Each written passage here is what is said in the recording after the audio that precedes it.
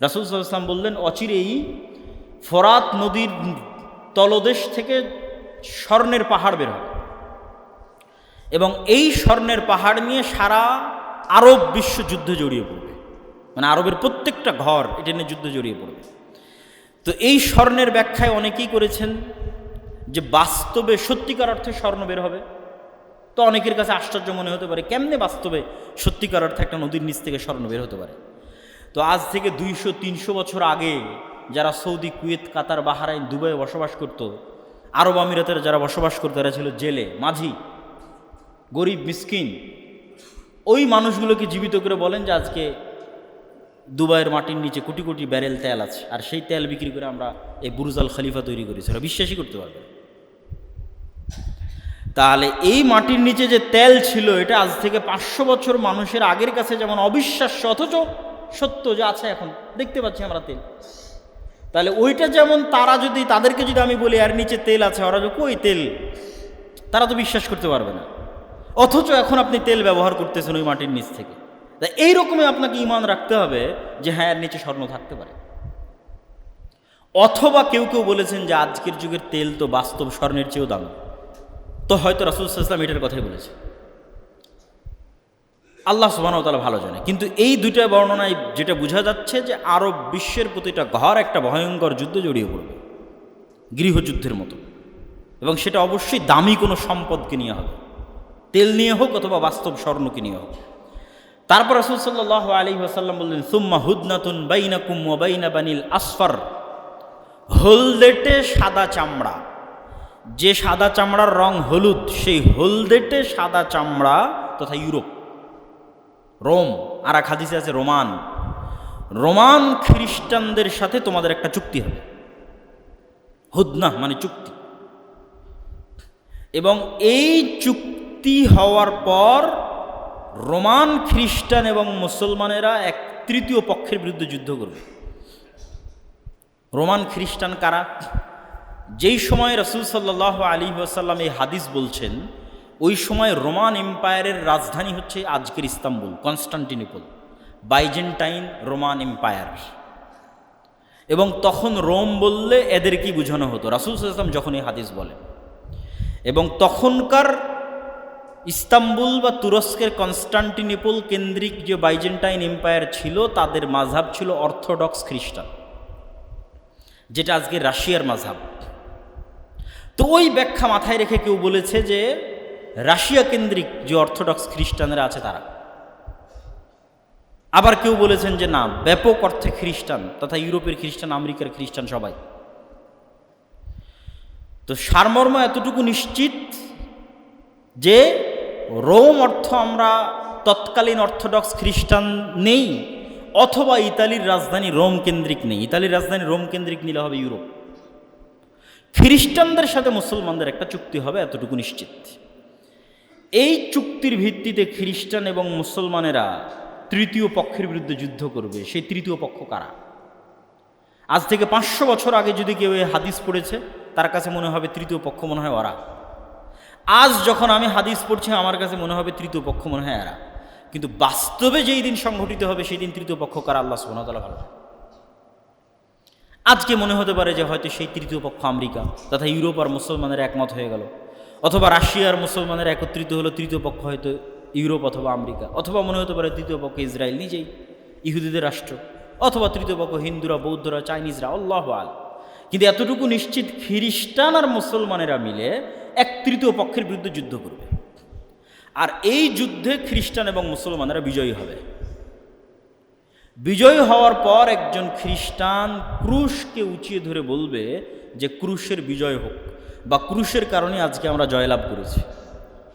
তখন আরেক মুসলমানের গায়েরাতে, ব্যক্তিত্বে এই কথাটা আঘাত লাগবে। সে উঠে, কিছু বর্ণনায় আছে ওই ক্রুশকেই ভেঙে দিবে, কিছু বর্ণনায় আছে ওই খ্রিস্টান ব্যক্তিকে হত্যা করবে রাগের মাথায়, যে না, আমরা বিজয় লাভ করেছি মূলত আল্লাহর সাহায্যে। এই কথার ভিত্তিতে খ্রিস্টান এবং মুসলমানেরা মুখোমুখি দাঁড়িয়ে যাবে, বড় এক যুদ্ধের রূপ নেবে। এই যুদ্ধের বর্ণনা দিতে গিয়ে রাসূল সাল্লাল্লাহু আলাইহি ওয়াসাল্লাম বলছেন, লা তাকুমুস সাআহ হাত্তা ইয়ানজিলা রোম বিল আ'মাক আও বিদাবিক ততদিন পর্যন্ত কিয়ামত হবে না যতদিন রোমান খ্রিস্টানেরা তোমাদের মোকাবেলায় যুদ্ধ না করছে আমাক এবং দাবেক নামক জায়গায়। আজকের যারা ভূগোল নিয়ে অ্যানালাইসিস করেন তারা অ্যানালাইসিস করে দেখেছেন যে এই জায়গাটি হচ্ছে তুরস্ক এবং সিরিয়ার সীমান্তবর্তী অঞ্চল। আজকের তুরস্ক এবং আজকের সিরিয়ার যে সীমানা আছে এই সীমান্তবর্তী হালব বলে আরবিতে, ইংরেজিতে বলে আলেপ্পো, এটা একটা প্রদেশ। এই প্রদেশের অন্তর্গত ইদলিব শহরের আশেপাশের দুইটা জায়গার নাম হচ্ছে আমাক এবং দাবেক, এখন ওই নামেই আছে। এখানে যতদিন তোমরা মুখোমুখি না হচ্ছ খ্রিস্টানদের ততদিন পর্যন্ত কিয়ামত হবে না। ওই যুদ্ধের বর্ণনা দিতে গিয়ে রাসূল সাল্লাল্লাহু আলাইহি ওয়াসাল্লাম বলছেন যে সেই দিন রোমান খ্রিস্টানরা 80টি পতাকার অধীনে একত্রিত হবে এবং তাহতা কুল্লি রায়াতিন, প্রত্যেক পতাকার অধীনে ইসনা আশারা 12,000 করে সেনাবাহিনী থাকবে, পদাতিক ইনফেন্ট্রি থাকবে, সশস্ত্র যোদ্ধা থাকবে। তো এই 80 পতাকা দ্বারা 80টা দেশ উদ্দেশ্য হতে পারে, 80টা জাতি উদ্দেশ্য হতে পারে, অথবা এমনি পতাকা 80টা উদ্দেশ্য হতে পারে, আল্লাহু আলাম। আর 80 দিয়ে 12,000কে গুণ দিলে প্রায় 9.5 লক্ষ থেকে 10 লক্ষ, তথা প্রায় 10 লক্ষের বিশাল সেনাবাহিনী তোমাদের বিরুদ্ধে উপস্থিত হবে, 10 লক্ষ। আর এই যুদ্ধটাকেই বলা হয়েছে মালহামা। আর এই যুদ্ধকেই বাইবেল এবং তাওরার প্রফেসি অনুযায়ী আরমাগেড্ডন, কিয়ামতের পূর্ব মুহূর্তে সংঘটিত হওয়া ভয়াবহ যুদ্ধ বলা হয়েছে। এবং এই ভয়াবহ যুদ্ধের বিবরণ দিতে গিয়ে রাসূল সাল্লাল্লাহু আলাইহি ওয়াসাল্লাম বলেন, হাদিসের কিছু বর্ণনা অনুযায়ী যুদ্ধ চলবে 4 দিন, কিছু বর্ণনা অনুযায়ী 6 দিন। আর এই যুদ্ধে এত মানুষ মারা যাবে যে রাসূলুল্লাহ সাল্লাল্লাহু আলাইহি ওয়াসাল্লাম বলছেন কোনো এক বংশে যদি 100 জন মানুষ থাকে 99 জন মারা যাবে। এই জন্য যে একজন বেঁচে থাকবে ওই একজন খুশি হবে না, কেননা উত্তরাধিকার নাই, উত্তরসূরি নাই। কিসের খুশি হবে? সম্পদে আনন্দ পাবে না, গনিমতের মাল বন্টনে আনন্দিত হবে না। আর এক বর্ণনায় রাসূল সাল্লাল্লাহু আলাইহি ওয়াসাল্লাম বলছেন একটা পাখি যদি আকাশে 1 মাস উড়তে থাকে তাহলে লাশের সারি শেষ করতে পারবে না এবং লাশের দুর্গন্ধে বসার মতো কোনো খালি জায়গা না পেয়ে পড়ে গিয়ে মারা যাবে, একটানা যদি 1 মাস উঠতে থাকে। এই রকম ভয়াবহ ভয়ঙ্কর যুদ্ধ পৃথিবীতে আর অতীতে কোনো দিন হয়নি, ভবিষ্যতেও কোনো দিন হবে না। এই যুদ্ধ হচ্ছে সেই যুদ্ধ। এই যুদ্ধে মুসলমানদের অবস্থা কি হবে? রাসূল সাল্লাল্লাহু আলাইহি ওয়াসাল্লাম বলছেন ইয়াখরুজু মিনাল মাদিনা খিয়ারু আহলিল আরজ, এই যুদ্ধে অংশগ্রহণ করার জন্য মদিনা মুনাওয়ারা থেকে তৎকালীন বিশ্বের সর্বশ্রেষ্ঠ আল্লাহওয়ালা তাকওয়াবান পরহেজগার মানুষরা বের হবে। এবং যখন মদিনার মুজাহিদরা এই যুদ্ধে অংশগ্রহণ করার জন্য আসবে তখন রোমান খ্রিস্টানরা বলবে খাল্লু বাইনানা ওয়া বাইনা ইখওয়ানিনা, আরে আমাদের সমস্যা তো শাম বা সিরিয়ার মানুষের সাথে, তোমরা কেন মদিনা থেকে এই যুদ্ধে অংশগ্রহণ করতে আসছো? তখন মদিনার মানুষেরা বলবে আমরা আমাদের ভাইদেরকে একা ছেড়ে দিতে পারি না। রাসূলুল্লাহ সাল্লাল্লাহু আলাইহি ওয়াসাল্লাম বলেন সেই দিন মুসলমানেরা 3 ভাগে বিভক্ত হবে। সুলুসুন ইয়ানহাজিম, 3 ভাগের 1 ভাগ যুদ্ধের মাঠ থেকে পালিয়ে যাবে। লা ইয়াতুবুল্লাহু আলাইহিম আবাদা, আল্লাহ কিয়ামত পর্যন্ত এদের তওবা কবুল করবেন না। ইসলামে কবিরা গুনাহের যত লিস্ট আছে, ধরেন 1 নম্বরে শিরক, পিতামাতার অবাধ্যতা, সুদ খাওয়া, অন্যায়ভাবে মানুষকে হত্যা করা, জেনা করা, এই যে বড় গুনাহের যে তালিকা তার 10টার মধ্যে সর্বশীর্ষ বড় গুনাহের 10টার একটা যুদ্ধের মাঠ থেকে পালিয়ে যাওয়া।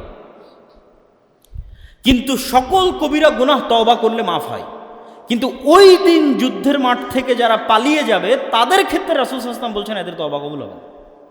তাহলে 3 ভাগের 1 ভাগ মুসলমান পালিয়ে গেল, 3 ভাগের 1 ভাগ মুসলমান শহীদ হয়ে যাবে। রাসূল সাল্লাল্লাহু আলাইহি ওয়াসাল্লাম বলেন হুম আফজালুশ শুহাদা ইনদাল্লাহ, আসমানের নিচে জমিনের উপরে ওই 3 ভাগের 1 ভাগ মানুষ যারা শহীদ হবে তারা আল্লাহর নিকটে সবচেয়ে প্রিয় শহীদ পৃথিবীর ইতিহাসের।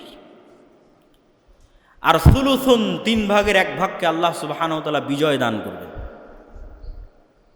হুম লা ইফতানুনা আবাদা, এই যে 3 ভাগের 1 ভাগ মানুষ বিজয় হলো এরা মৃত্যু পর্যন্ত আর কোনোদিন ফিতনায় পতিত হবে না। মানে এই 3 ভাগের 1 ভাগ মানুষ দাজ্জালের ফিতনা থেকেও মুক্ত থাকবে এই 3 ভাগের 1 ভাগ মানুষ ইয়াজুজ মাজুজের ফিতনা থেকেও মুক্ত থাকবে। সামনে আর যে ফিতনায় আসুক না কেন, ওই ফিতনায় তারা তাদের ঈমান হারা হবে না, তাদের ঈমান মাহফুজ হয়ে গেছে, যারা বিজয়ী হবে। তারপরে ইয়াফতাতিহুনা কুস্তুনতুনিয়া, এই বিজয়ের পর তারা কনস্টান্টিনোপল বিজয় করবে, আজকের তুরস্কের রাজধানী ইস্তাম্বুল। রাসূল সাল্লাল্লাহু আলাইহি ওয়াসাল্লাম বলছেন। তো ইস্তাম্বুল তো এখন মুসলমানদের কাছে আছেই। যখন আল্লাহর নবী এই হাদিস বলেন তখন ইস্তাম্বুল মুসলমানদের কাছে ছিল না। শুধু তাই নয়, ইসলামের পুরো ইতিহাসের একটা আশ্চর্যজনক পয়েন্ট আপনাদেরকে বলি। মুসলমানেরা যখন ক্রুসেডের যুদ্ধে, যখন ভয়ঙ্কর 200 বছর যাবৎ ক্রুসেডের যুদ্ধে মুসলমানেরা আছে, মসজিদ আকসা হারিয়ে ফেলেছে, তখনও কিন্তু ইস্তাম্বুল কনস্টান্টিনোপল মুসলমানদের হাতে নেয়। যখন মুসলমানেরা মঙ্গোলীয়দের বিরুদ্ধে বাগদাদে আব্বাসীয় খেলাফতের পতন হয়ে যাচ্ছে, তখনও কিন্তু কনস্টান্টিনোপল কুস্তুনতুনিয়া মুসলমানদের হাতে নেয়। এগুলোর পরে মুসলমানেরা উসমানী সালতানাতের সময় মোহাম্মদ আল ফাতেহ কনস্টান্টিনোপল বা কুস্তুনতুনিয়া বিজয় করেছে, অনেক পরে। তো আল্লাহর নবী কিয়ামতের পূর্ব মুহূর্তেও কুস্তুনতুনিয়া বিজয়ের ভবিষ্যৎবাণী করছেন। তার অর্থ হচ্ছে হয়তো এই কনস্টান্টিনোপল, এই ইস্তাম্বুল, এই তুরস্ক একদিন মুসলমানদের হাত থেকে বের হয়ে যাবে।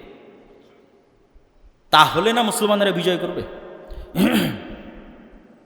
আর এক হাদিসে রাসূলুল্লাহ সাল্লাল্লাহু আলাইহি ওয়াসাল্লাম বলছেন, শহরের কথা শুনেছো, সামি'তুম বিমাদিনাতিন জানিবুম মিনহাল বার ওয়া জানিবুম মিনহাল বাহর, এমন এক নগরীর কথা শুনেছো যার এক পাশে সমতল আর এক পাশে সমুদ্র। তোমরা চিনো এই নগরী, এই শহর? তো বলে হ্যাঁ চিনি। এইটা কোন নগরী? কিছু আলেম ওলামা বলেছে এটাই কনস্টান্টিনোপল ইস্তাম্বুল, কেউ বলেছেন এটা ইতালির রাজধানী রোম। তো রাসূল সাল্লাল্লাহু আলাইহি ওয়াসাল্লাম বলছেন, লা তাকুমুস সাআ, ততদিন পর্যন্ত যুদ্ধ হবে না যতদিন না ইসহাক আলাইহিস সালাতু ওয়াস সালামের বংশের 70,000 মুসলমান এই শহর যুদ্ধ করে বিজয় না করছে। আর সেই যুদ্ধ এমন যুদ্ধ হবে, লা ইয়ারমুনা সাহমান ওয়ালা ইয়ালকুনা সিলাহান, তারা কোনো তরবারিও ব্যবহার করবে না, কোনো তীরও চালাবে না, কোনো গুলিও চালাবে না, কোনো অস্ত্র ব্যবহার করবে না, শুধু মুখ দিয়ে উচ্চারণ করবে লা ইলাহা ইল্লাল্লাহু আল্লাহু আকবার। শুধু এই আওয়াজে শহর বিজয় হয়ে যাবে, শহরের দেওয়াল পড়ে যাবে। পৃথিবীর সবচেয়ে পাওয়ারফুল শক্তি হচ্ছে আওয়াজ। এই হাদিস বলে আমি আমার জিকিরের আলোচনায় বলেছি, এই হাদিস বলে যে পৃথিবীর সবচেয়ে পাওয়ারফুল এনার্জি, পাওয়ারফুল জিনিস হচ্ছে আওয়াজ। আওয়াজ আল্লাহ সুবহানাহু ওয়া তাআলা ব্যবহার করে। কুন ফায়াকুন, হও হয়ে যাও। আল্লাহ সুবহানাহু ওয়া তাআলা আওয়াজ কুন ফায়াকুন, হও হয়ে যাও, আদেশের মাধ্যমে সকল কিছু কমপ্লিট করে দেন, সম্পূর্ণ করে দেন। জাদু টোনা থেকে বলেন, মন্ত্র থেকে বলেন, বদনজর থেকে বলেন, সব কিছু আওয়াজের ভিত্তিতে। আবার ওইটা থেকে বাঁচার যে স্ট্র্যাটেজি, সেটাও আওয়াজ।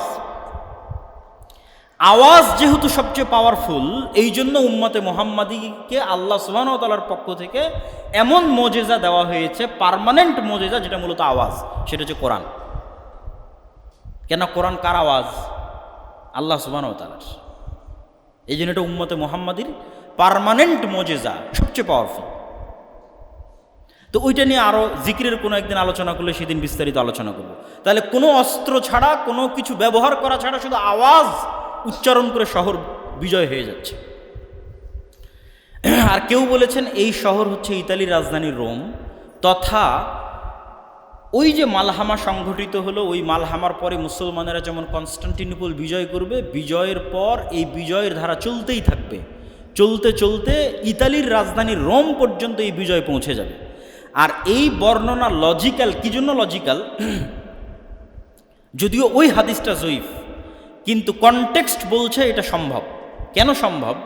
খ্রিস্টানেরা তাদের সর্বোচ্চ শক্তির বহিঃপ্রকাশ ঘটিয়ে ফেলেছে 10 লক্ষ সেনাবাহিনী উপস্থিত করে। তাহলে এই যুদ্ধে যখন তাদের পরাজয় হয়ে গেছে, তাদের তো আর কোনো শক্তি নেই, তারা তো আর কোনো বাধাই দাঁড় করাতে পারবে না। কেননা সর্বোচ্চ শক্তির বহিঃপ্রকাশ ঘটিয়েছে 10 লক্ষ সেনাবাহিনী সন্নিবেশিত করে। তাহলে এখন আর সারা বিশ্বে মুসলমানদের বাধা প্রদানকারী আর কোনো শক্তি বাকি নেই। ফলত মুসলমানেরা শুধু কনস্টান্টিনোপল বিজয় করবে না, পুরো ইউরোপ বিজয় করবে, মসজিদে আকসা বিজয় করবে, পুরো ভারত বিজয় করবে। এগুলো সব দাজ্জাল আসার পূর্বেই হবে। এই জন্য কেউ কেউ মনে করে যে দাজ্জাল পৃথিবীতে আসার আগে পুরো পৃথিবীর কন্ট্রোল নাকি দাজ্জাল নিজের হাতে নেবে। আমি এই চিন্তা চেতনায় বিশ্বাস করি না। হাদিসের কনটেক্সট বলতেছে দাজ্জাল বের হওয়ার আগেই ঈসা আলাইহিস সালাতু ওয়াস সালাম আসার আগেই সারা পৃথিবী মুসলমানরা বিজয় করে নিচ্ছে। এখনও তো দাজ্জাল আসেনি। 10 লক্ষ সেনাবাহিনী পরাজিত হয়ে গেছে, কনস্টান্টিনোপল বিজয় হচ্ছে, ইতালির রাজধানী রোম বিজয় হচ্ছে।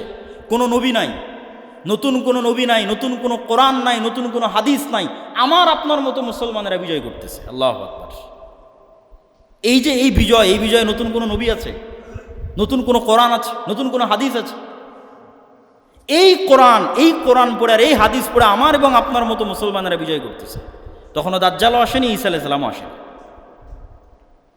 তো মুসলমানদের এই অপ্রতিরোধ্য বিজয় ধারা যখন সারা পৃথিবীতে ছড়িয়ে পড়বে এবং দাজ্জালের যে প্রজেক্টগুলো আছে এগুলো বাস্তবায়ন করার মতো কোনো শক্তি যখন পৃথিবীতে বাকি থাকবে না, তখন মাসীহ হিসেবে দাজ্জালের আগমন হবে।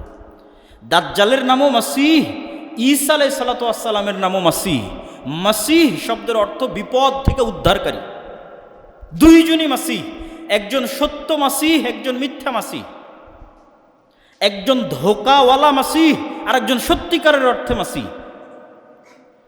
তাহলে দাজ্জাল বিপদ থেকে উদ্ধার করবে কাদেরকে? ও তো মাসীহ, ওকে তো কাউকে না কাউকে বিপদ থেকে উদ্ধার করতে হবে। তো বিপদে না পড়লে উদ্ধার করবে কিভাবে? তথা যত বাতিল শক্তি আছে সকল বাতিল শক্তি বিপদে পড়ে গেছে। ওই যে মুসলমানরা সারা পৃথিবী বিজয় করে নিচ্ছে। তো এখন দাজ্জালকে নিজেকেই বের হতে হবে বিপদ থেকে বাঁচানোর জন্য, ইহুদি এবং খ্রিস্টানদেরকে। এই জন্য সে মাসীহ। আর সত্যিকার অর্থেই দাজ্জাল যখন বের হবে তখন সে ইহুদিদের মাসীহ হিসেবে বের হবে। এবং আজকের মুসলমানেরা যারা এই মালহামা বিজয় করলো, যারা কনস্টান্টিনোপল বিজয় করলো, যারা ইতালি বিজয় করলো, মসজিদে আকসা, ভারত ইত্যাদি সব বিজয় করলো, সারা পৃথিবী তাদের কন্ট্রোলে, তারা এক দিনে, এক সেকেন্ডে দাজ্জালের আবির্ভাবের মাধ্যমে সকল ক্ষমতা হারিয়ে ফেলবে। একদিনে, এক সেকেন্ডে সকল ক্ষমতার কেন্দ্রবিন্দু চলে যাবে দাজ্জালের হাতে। কেন? সে অতি অলৌকিক, অতি এক্সট্রা অর্ডিনারি পাওয়ার দিয়ে আল্লাহ সুবহানাহু ওয়া তাআলা তাকে পাঠাবে। দাজ্জালের এই বিশ্বাসকে বাইবেলের প্রফেসিতে বলা হয়েছে অ্যান্টিক্রাইস্ট। 3টা ধর্মই, ইহুদি, খ্রিস্টান এবং মুসলমান, 3টা ধর্মই বিশ্বাস করে কিয়ামতের পূর্ব মুহূর্তে একজন মাসীহ উদ্ধারকারী আসবেন।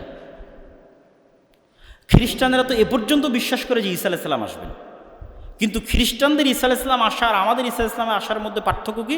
খ্রিস্টানেরা বিশ্বাস করে ঈসা আলাইহিস সালাম মারা গেছেন, পুনরুজ্জীবিত হয়ে আসবেন। আর আমাদের বিশ্বাস যে ঈসা আলাইহিস সালাম মারা যাননি, আল্লাহ আকাশে উঠিয়ে নিয়েছেন, আবার পাঠাবেন। কিন্তু খ্রিস্টানরাও জানে যে ঈসা আলাইহিস সালাম আসবে। এবং আজকের খ্রিস্টানদের সাথে ইহুদিদের যে ঐক্য, এই ঐক্যের পিছনের লজিকটা কি জানেন? যেখানে ইহুদিরা বিশ্বাস করে মারিয়াম আলাইহিস সালাতু ওয়াস সালাম হচ্ছেন নাউজুবিল্লাহ ব্যভিচারিণী এবং ঈসা আলাইহিস সালাতু ওয়াস সালাম হচ্ছেন অবৈধ সন্তান, নাউজুবিল্লাহ, সেখানে তো খ্রিস্টানদের সাথে ইহুদিদের মার কাট সম্পর্ক হওয়ার কথা। তা না হয় ওরা আজকে জোট হয়ে গেল কী করে? আজীবন এদের মধ্যে মার কাট সম্পর্ক ছিল। তো এটার ব্যাখ্যায় অনেকেই লিখেছেন যে খ্রিস্টানরা বিশ্বাস করে যতদিন আমরা ইহুদিদেরকে জেরুজালেমে প্রতিষ্ঠিত না করতে পারবো ততদিন অ্যান্টিক্রাইস্ট আসবে না, আর যতদিন অ্যান্টিক্রাইস্ট আসবে না ততদিন ঈসা আলাইহিস সালাম আসবে না। ফলত ইহুদিদেরকে হেল্প করে এদেরকে জেরুজালেমে একত্রিত করো, তাহলে অ্যান্টিক্রাইস্ট আসবে, অ্যান্টিক্রাইস্ট আসলে ঈসা আলাইহিস সালাম আসবে। এগুলো আমার যে একটা লম্বা বিস্তারিত ভিডিও আছে এই কিয়ামতের পূর্ব মুহূর্তের ফিতনা সম্পর্কে আল ইতিসাম টিভিতে, সেখানে আরও বিস্তারিত বলা আছে। তো জুমার খুতবাতে এত সময় পাওয়া যাচ্ছে না। তো আমরা চলে আসলাম দাজ্জালের পয়েন্টে। মুসলমানদের এই যে ধারাবাহিক বিজয়, এই বিজয়ের পরিপ্রেক্ষিতে এবার দাজ্জাল বের হবে। দাজ্জাল সম্পর্কে রাসূলুল্লাহ সাল্লাল্লাহু আলাইহি ওয়াসাল্লামের 2টা হাদিস না বললেই নয়। একটা হাদিস হচ্ছে তামিম আদ-দারির হাদিস, যে একদিন আল্লাহর নবী মসজিদে নববীতে সব মানুষকে সালাতের বলেছে বসো। আজকে আমি তোমাদেরকে নিজে থেকে কোনো হাদিস শোনাতে আসিনি, আজকে আমি এমন এক হাদিস শোনাবো যে হাদিস তামিম আদ-দারি আমাকে শুনিয়েছে। যেই হাদিসের কথা আমি তোমাদের বলতাম, আমি তোমাদের দাজ্জালের গল্প শোনাতাম, আজ তামিম আদ-দারির মুখে তোমরা শোনো দাজ্জালের গল্প। তামিম আদ-দারি আমাকে শোনাচ্ছে। সে তামিম আদ-দারি এসে রজুলান নাসরানিয়ান বায়া ওয়া আসলামা, সে তামিম আদ-দারি এসে আগে আমার হাতে হাত রেখে ইসলাম গ্রহণ করেছে, বায়াত করেছে, তারপরে ঘটনা শুনিয়েছে। এখন সেই ঘটনা আমি তোমাদের শোনাচ্ছি। যে তামিম আদ-দারি লাখম এবং জুজাম এই 2টা গোত্রকে নিয়ে নৌকাতে করে, জাহাজে করে, পানি জাহাজে করে আরোহণ করেছিল 1 মাস। লাইবা বিহিমুল মাউজ, সমুদ্রের ঝড় বৃষ্টি বাতাসে কোন দিকে জাহাজ যাচ্ছে বুঝতে পারে না। 1 মাস পর যখন জাহাজ থেমেছে তখন একটা দ্বীপে গিয়ে ভিড়েছে। সেই দ্বীপে যখন তারা নামে তখন দেখে দাব্বাতুন, একটা প্রাণী, যেই প্রাণী এত বেশি লোমে ঢাকা যে লা ইউদরা লা ইউরাফু কুবুলুহু মা কুবুলুহু মিন দুবুরিহি লিকাসরাতি শারি, অতিরিক্ত চুল দিয়ে ঢাকা থাকার কারণে মুখ কোন দিকে আর পিছন কোন দিকে তা বোঝা যাচ্ছে। তখন আমরা বললাম ওয়াইলাক, তোমার ধ্বংস হোক, মা আনতি, কে তুমি? তো বলে ও উত্তরে বলে আনাল জাসাস, আমি হচ্ছে গোয়েন্দা। তো প্রাণী কথা বলতেছে, পশু প্রাণী কথা বলতেছে, এইটাতে আশ্চর্য হয়ে তারা মনে করছে তো জিন। আমরা তো কোনোদিন কোনো গরু ছাগলকে কথা বলতে দেখিনি, বাঘ মহিষ ভেড়াকে কথা বলতে দেখিনি, কিন্তু একটা প্রাণীর মতো আকৃতি, এ কথা বলে কীভাবে? তো কিয়ামতের পূর্ব মুহূর্তে আর একটা আলামত আছে দাব্বাতুল আরজ বের হওয়ার, যে প্রাণী কথা বলবে, এবং এটা অসম্ভব কঠিন কিছু না। আর মানুষের তৈরি এআই, আর্টিফিশিয়াল ইন্টেলিজেন্স কথা বলতেছে সবসময় আপনার সাথে, চ্যাট জিপিটি, জেমিনি। তো আল্লাহ সুবহানাহু ওয়া তাআলার তৈরি, যার মধ্যে রূহ আছে, ওর মধ্যে তো রূহ আছে। গরু ছাগল মহিষ ভেড়া কথা বলতে পারবে না? আল্লাহ কথা বলার তৌফিক দিলে কথা বলতে পারবে, অস্বাভাবিক অসম্ভব কিছু না। তো তাকে আমরা বললাম তুমি মনে হয় জিন। তো বলে তাহলে আশেপাশে একজন মানুষ আছে, তোমাদের অপেক্ষা আছে, সেখানে যাও। আমি দ্রুত শর্টকাটে শেষ করে দিচ্ছি।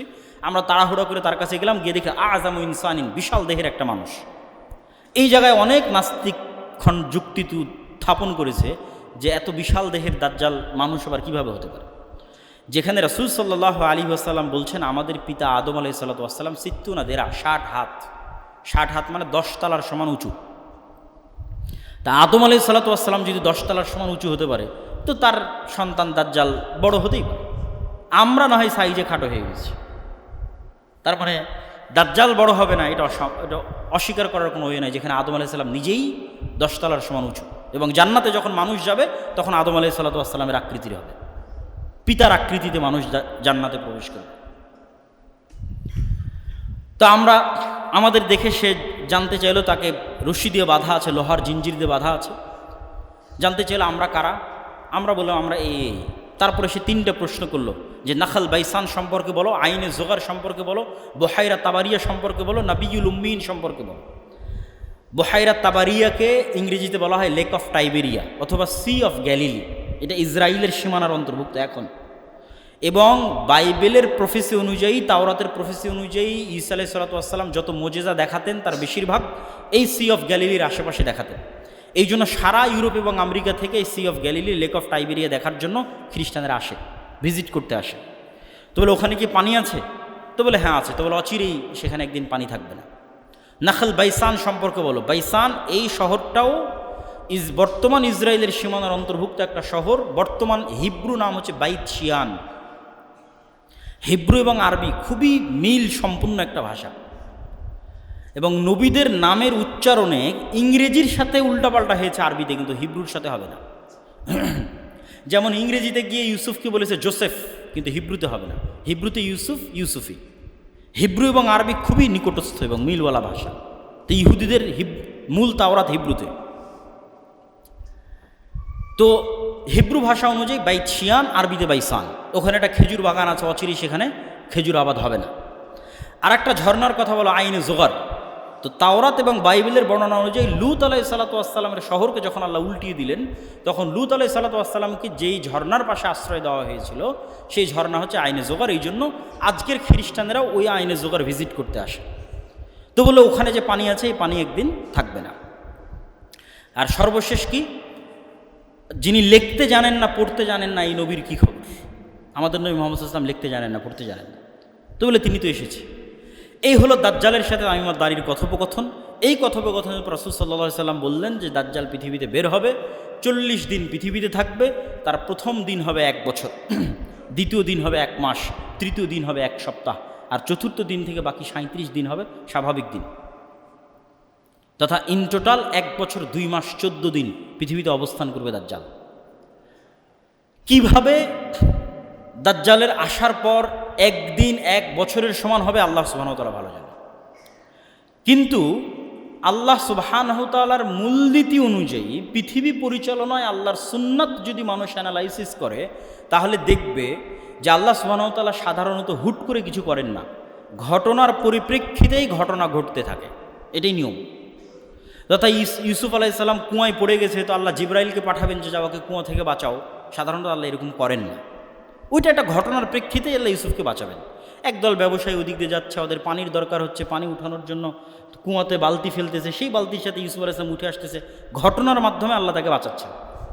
যখন মানুষ ইউসুফ আলাইহিসসালামকে জেলে দিয়ে দিল, তো জেলের দরজা ভেঙে, জেলের গেট ভেঙে ফেরেশতা পাঠিয়ে ইউসুফকে বের করা, এটা আল্লাহর জন্য তো কিছুই না। কিন্তু ইউসুফ আলাইহিসসালামকে জেল থেকে বের করা হবে অত্যন্ত ধারাবাহিক একটা ঘটনা পরিক্রমায়। বাদশা স্বপ্নে দেখবে, সেই স্বপ্নের ব্যাখ্যা কেউ জানে না, কে জানে? ইউসুফ জানে। ইউসুফকে ডাকো, স্বপ্নের ব্যাখ্যা করতে গিয়ে তাকে মুক্তি দিয়ে দিচ্ছে। সাধারণত আল্লাহ সুবহানাহু ওয়া তাআলা লাতিফ, তিনি যা কিছু করেন সূক্ষ্মভাবে করেন, হুট করে হুমজিগেল আল্লাহ সুবহানাহু ওয়া তাআলা সাধারণত করেন না। আল্লাহ চাইলে করতে পারেন, যে এখনও আল্লাহ সুবহানাহু ওয়া তাআলা চাইলে করতে পারেন যে সূর্যকে থামিয়ে দিলেন, একদিন 1 বছরের সমান হয়ে যায়। ইউশা বিন নুন যখন জেরুজালেম বিজয় করে, তখন আল্লাহ সূর্যকে থামিয়ে দিয়েছিলেন জেরুজালেম বিজয়ের জন্য, সহিহ হাদিস। কিন্তু ঘটনার ধারাবাহিকতায় ঘটবে এটার সম্ভাবনা বেশি, তথা দাজ্জালের আগমনটাই এত ব্যতিক্রম, যে ব্যতিক্রম ঘটনার সামাল দিতে গিয়ে আসমান এবং জমিনের যে ধারাবাহিক প্রক্রিয়া আছে, নিজাম আছে, সিস্টেম আছে, এই সিস্টেমকে ওই ধাক্কা সামাল দিতে গিয়ে অটোমেটিক সূর্যকে একদিন হবে 1 বছরের সমান, তারপরের দিন হবে 1 মাসের সমান, তারপরের দিন হবে 1 সপ্তাহের সমান, তারপরে ধারাবাহিক স্বাভাবিক হয়ে যাবে। সেইটা কি ঘটনা আল্লাহ সুবহানাহু ওয়া তাআলা ভালো জানে।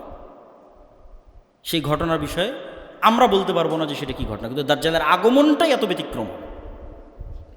রাসূল সাল্লাল্লাহু আলাইহি সাল্লাম তার দ্রুততার সম্পর্কে বলছেন, গাইসিন ইস্তাদবারাতুর রিহ, আকাশে ঝড়ের সময় মেঘমালা যত দ্রুত চলে, দাজ্জাল অত দ্রুত চলবে। তা আল্লাহ নবী কেনই বা মেঘের উদাহরণ দিলেন, আর কেনই বা ঝড়ের উদাহরণ দিলেন? রাসূল সাল্লাল্লাহু আলাইহি ওয়াসাল্লাম তো আর জানতেন না যে আকাশে বিমান উড়ে, আকাশে রকেট উড়ে, তাও জানতেন না। কিন্তু উদাহরণ দিচ্ছেন কি, মেঘমালা ঝড়ের সময় যত দ্রুত চলে, দাজ্জাল সেইভাবে চলে। তো দাজ্জালের মেঘমালা চলা বেশি আশ্চর্যের না সুলাইমান আলাইহিস সালাতু ওয়াস সালামের সিংহাসন বাতাসের আদেশে, তার আদেশে বাতাস অধীনস্থ থাকতো আর আকাশে উঠতো, ওইটা বেশি আশ্চর্য। যেগুলো আগে ঘটে গেছে এগুলো বেশি আশ্চর্য, আর যেগুলো পরে ঘটবে বলা হচ্ছে এগুলো অত আশ্চর্যের নয়। তথা দাজ্জাল আকাশে উড়বে অথবা আকাশে তার ওরকম কোনো যন্ত্র থাকবে, আল্লাহু আলাম, আল্লাহ ভালো জানে কি হবে, কিন্তু তার গতির কথা বলা হচ্ছে, ওইটা বেশি আশ্চর্যের না সুলাইমান আলাইহিস সালাতু ওয়াস সালাম যেটা ঘটিয়েছিল ওইটা বেশি। সুলাইমান আলাইহিস সালাম তো বেশি আশ্চর্য, ওটা তো অতীতে ঘটেই গেছে। তো দাজ্জাল রাসূল সাল্লাল্লাহু আলাইহি ওয়াসাল্লাম বলছেন ইরাক এবং শামের নগরীর মধ্যে দিয়ে হাঁটবে। কোনো অঞ্চলে গিয়ে বলবে, এই তোমরা আমার প্রতি ঈমান আনো, তো বলে ঈমান আনবে, সারা পৃথিবীর সব ধন সম্পদ ওদের পিছনে ছুটবে। কোনো এক শহরে গিয়ে বলবে ঈমান আনো, আনবে না, আসমান জমিন সব বৃষ্টি বর্ষণ বন্ধ করে দিবে, পৃথিবী ঘাস পাতা উৎপন্ন করবে না, খাবে কি? আগে থেকে যে ফার্নিচার আছে কাঠের, এগুলো চাবিয়ে চাবিয়ে খাবে, জ্বালিয়ে জ্বালিয়ে খাবে। রাসূল সাল্লাল্লাহু আলাইহি ওয়াসাল্লাম হাদিসে বলছেন ধনুক, তীর, সেগুলো থেকে মানুষ খাবার অন্বেষণ করবে ঈমান বাঁচাতে গিয়ে। ভয়ঙ্কর ভয়াবহ অবস্থা। এবার এই ভয়ঙ্কর ভয়াবহ অবস্থা থেকে বাঁচাতে ঈসা আলাইহিস সালাতু ওয়াস সালাম আসবেন। তাহলে ঈসা আলাইহিস সালামও মাসিহ, বিপদ থেকে উদ্ধারকারী। কাদেরকে বিপদ থেকে উদ্ধার করতেছেন? বিপদগ্রস্ত মুসলমানদেরকে বিপদ থেকে উদ্ধার করতেছেন। দাজ্জালও মাসিহ, কাদেরকে বিপদ থেকে উদ্ধার করছে? ইহুদি খ্রিস্টান বিপদ থেকে উদ্ধার করতেছে। এবার ঈসা আলাইহিস সালাতু ওয়াস সালামও ওই এক্সট্রা অর্ডিনারি, অতি অলৌকিক ক্ষমতা নিয়ে আসবেন। স্বাভাবিক মানুষের পক্ষে দাজ্জালের মোকাবেলা করা সম্ভব না। আল্লাহ ঈসা আলাইহিস সালাতু ওয়াস সালামকে সেই অলৌকিক ক্ষমতা দিয়ে পাঠাবেন, যেটা তিনি দাজ্জালকে মোকাবেলা করতে পারবেন। সেটা কেমন পাওয়ারফুল? রাসূল সাল্লাল্লাহু আলাইহি ওয়াসাল্লাম বলছেন, ঈসা আলাইহিস সালামের নিঃশ্বাস যত দূর যাবে, কোনো কাফের যদি থাকে নিঃশ্বাসে মারা যাবে। আল্লাহু আকবার! কি অলৌকিক ক্ষমতা নিয়ে তিনি আসবেন। দাজ্জালকে তাকে হত্যা করতে হবে না, যদি শুধু দেখে, ইয়াজুবু কামা ইয়াজুবুল মা, লবণ পানিতে দিলে যেভাবে গলে যায় দাজ্জাল সেভাবে গলে যাবে। কিন্তু তারপরও ঈসা আলাইহিস সালাম তাকে হত্যা করবেন এবং রক্ত মানুষকে দেখাবেন যে তাকে হত্যা করেছে। এবার ঈসা আলাইহিস সালাতু ওয়াস সালাম আসলেন দামেস্কে। ঈসা আলাইহিস সালাতু ওয়াস সালাম দাজ্জালকে হত্যা করলেন, মুসলমানদেরকে মুক্তি দিলেন।